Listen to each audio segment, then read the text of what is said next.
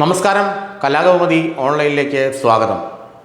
R Sreelekha IPSനെ മുൻ DGP R ശ്രീലേഖയെ Thiruvananthapuram നഗരസഭയിലേക്ക് BJP മത്സരിപ്പിക്കുകയാണ്. അവർ പ്രചരണം തുടങ്ങിക്കഴിഞ്ഞു. തകൃതിയായി അവരുടെ പ്രചരണം മുന്നേറുന്നുമുണ്ട്. തിരുവനന്തപുരം നഗരസഭയിലെ മേയർ സ്ഥാനം ഇത്തവണ വനിതാ സംവരണമല്ല, അത് പുരുഷ സംവരണമാണ്. എന്നാൽ ശ്രീലേഖ ജയിച്ചു കഴിഞ്ഞാൽ BJPക്ക് ഭരണം കിട്ടിക്കഴിഞ്ഞാൽ അവരെ മേയറാക്കും എന്നൊക്കെയുള്ള ചില സംസാരങ്ങൾ BJP നേതാക്കളുടെ ഭാഗത്തു നിന്ന് ഉണ്ടാകുന്നുണ്ട്. അതിൻ്റെ സത്യസ്ഥിതി എന്താണെന്ന് ഇപ്പോഴും നമുക്കറിയില്ല. എന്നാൽ എന്തുകൊണ്ടാണ് ആർ ശ്രീലേഖയെ കോർപ്പറേഷനിലേക്ക് മത്സരിപ്പിച്ചത് BJP? യഥാർത്ഥത്തിൽ BJPയുടെ ഉദ്ദേശം അവരെ കോർപ്പറേഷനിലേക്ക് ഒരു കോർപ്പറേഷൻ വാർഡിൽ നിന്ന് മത്സരിപ്പിച്ച് ജയിപ്പിക്കുകയായിരുന്നോ? അങ്ങനെയല്ല എന്നാണ് ഇപ്പോൾ മനസ്സിലാക്കാൻ കഴിയുന്നത്. BJPയുടെ സ്ഥാനാർത്ഥിയായി വരുന്ന നിയമസഭാ തെരഞ്ഞെടുപ്പിൽ ആർ ശ്രീലേഖ മത്സരിച്ചേക്കാം. വട്ടിയൂർക്കാവിൽ നിന്നോ നേമത്ത് നിന്നോ അല്ലെങ്കിൽ തിരുവനന്തപുരം സെൻട്രലിൽ നിന്നോ ആർ ശ്രീലേഖ BJPയുടെ നിയമസഭാ സ്ഥാനാർത്ഥിയായി മത്സരിച്ചേക്കാം. അല്ലെങ്കിൽ അങ്ങനെ മത്സരിക്കാനുള്ള ഒരു വഴി തുറന്നു കിടക്കുന്നുണ്ട്.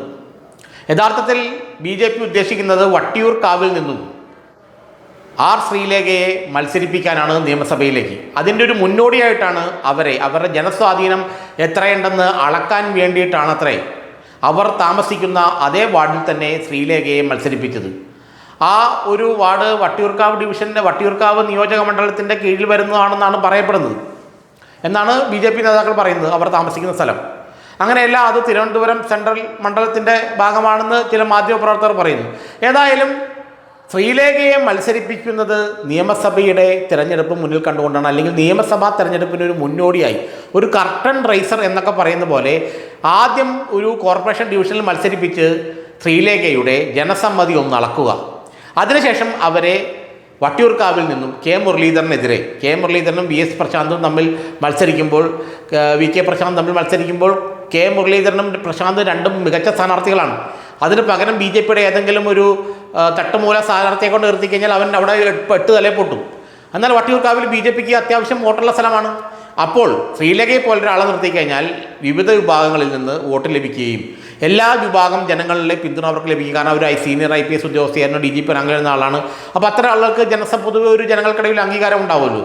അതുകൊണ്ട് അവരെ നിർത്തിയാൽ ഒരുപക്ഷെ ഈ മുരളീധരനെയും പ്രശാന്തിനെയും തോൽപ്പിച്ചുകൊണ്ട് ഒരുപക്ഷെ അവർക്ക് ജയിക്കാൻ കഴിയും. അതല്ല, ഒരു മുരളീധരനും പ്രശാന്തിനുമെതിരെ സാധാ BJP നേതാവ് ആരെങ്കിലും കയറിയിരുന്നാൽ അവൻ 7ാം സ്ഥാനത്ത് പോകുമെന്നുള്ള ഒരു സർവേ റിപ്പോർട്ട്, അല്ലെങ്കിൽ അങ്ങനെ ഒരു റിപ്പോർട്ട് BJPയുടെ കയ്യിലുണ്ട്. അതുകൊണ്ടാണ് ഒരു പുതിയ മുഖത്തിനെ, ശ്രീലേഖയെ പോലത്തെ ഒരു മുഖത്തിനെ അവിടെ പരീക്ഷിക്കണമെന്ന് BJP ആഗ്രഹിച്ചത്. അതിന് മുന്നോടിയായി അവർക്ക് തെരഞ്ഞെടുപ്പിൽ നിന്ന് യാതൊരു പരിചയമില്ലാത്തയാളാണ് ശ്രീലേഖ. DGP സ്ഥാനത്ത് കഴിഞ്ഞ ശേഷം അവർ അത്യാവശ്യം വീട്ടിലിരിക്കുകയായിരുന്നു. അപ്പോൾ ആദ്യം അവർക്ക് ഒരു പ്രചരണത്തിനൊക്കെ ഇറങ്ങിയൊരു ട്രെയിനിങ് കൊടുക്കുക എന്നുള്ളതായിരുന്നു യഥാർത്ഥത്തിൽ ഇപ്പോൾ ഈ കോർപ്പറേഷനിലേക്ക് അവരെ മത്സരിപ്പിച്ചതിന് പ്രധാന കാരണം. അവർക്കൊരു ട്രെയിനിങ് ആണ്. എങ്ങനെയായിരിക്കും പ്രചരണം, എങ്ങനെയാണ് ഇറങ്ങി നടക്കേണ്ടത്, എങ്ങനെയാണ് ആളുകളെ കാണുന്നുണ്ടത്, എങ്ങനെ ആളുകളെ അഭിസംബോധന ചെയ്യണം, വിഷയങ്ങൾ എങ്ങനെ ആളുകൾക്ക് മുന്നിൽ അവതരിപ്പിക്കണം, ഇതിനൊരു ട്രെയിനിങ് ആവശ്യമാണ്.